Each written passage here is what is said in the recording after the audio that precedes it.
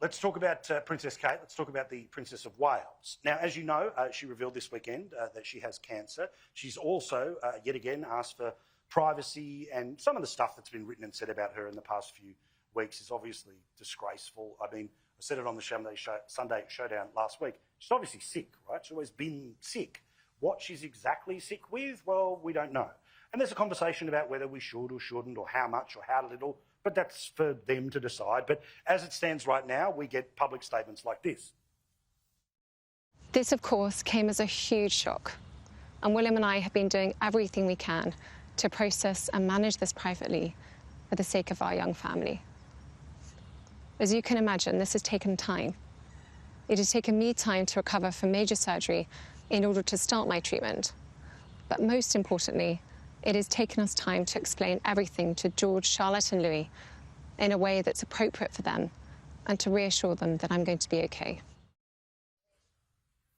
She's gorgeous, and obviously, yes, she's a volunteer to the whole royal family, but nobody wants her family to have to go through the double worry of the world having to sit back and decide what's wrong with her. And I thought it was beautiful the way that she said what she said.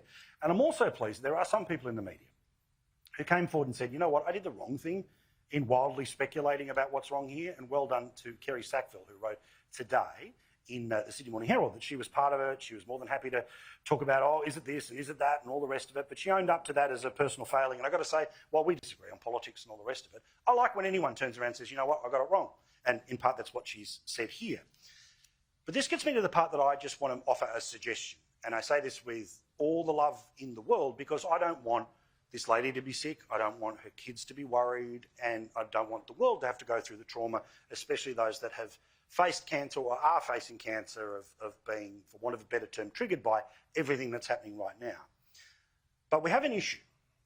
And the issue is that we have the royal family, in some ways, trying to be incredibly modern, be very forward-leaning, having videos about their private life or showing documentaries. It's not the palace of the 1820s when occasionally they'll wave at somebody from out of the balcony. The reality is that transparency is kind of part of what we expect now. But let me walk you through this. Now, as you know, King Charles has cancer. What type of cancer? What's the prognosis? We don't know. Why does it matter? For obvious reasons. He, of course, is the king of, among other places, Australia. And should he pass, whenever he passes, fingers crossed in decades to come, of course it steps down to his son, being William. But of course, for him to become king, the great Queen Elizabeth II had to pass away. And do you know what was written on the death certificate of the Queen? Old age. That was it. Now, we don't live in an era anymore where people die of old age. They end up dying of something else. Now, none of us want to die, none of us want to get sick, no part of me wants to be ghoulish about this conversation. But in the same way that we should know what's going on with the king, we should know what's going on with everyone who's in the real line of succession, about who would be their replacements. In this case, I would suggest as well with Catherine, because she ends up being the Queen. And there's a model for this. In the United States, they do a yearly physical of the president. Now, yes, the current one is dead, but still. Theoretically, they do a medical test of the president. And I was having a look at this today, and it's literally 24 pages long.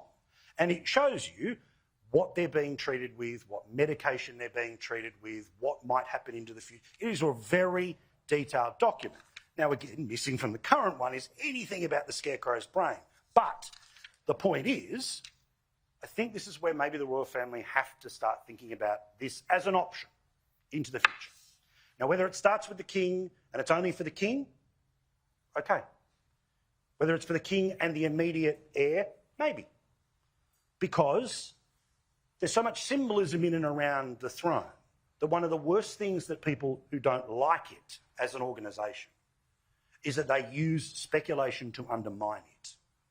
Hence why when we were having a conversation about the Princess of Wales, who was quite crook, we were talking about marriages and body weight and all of this other crap that has nothing to do with it, because at some point when she becomes the Queen, there's a certain section of people that have been worked over that there's nothing special about the role that she takes. So, just a suggestion, and for the record, when I made this suggestion to my mum earlier, she said, no, leave them alone. But still, I just think Let's follow the American model. Let's try to get detailed, proper information. Don't do it for kids, but let's do it for people so we know where we are.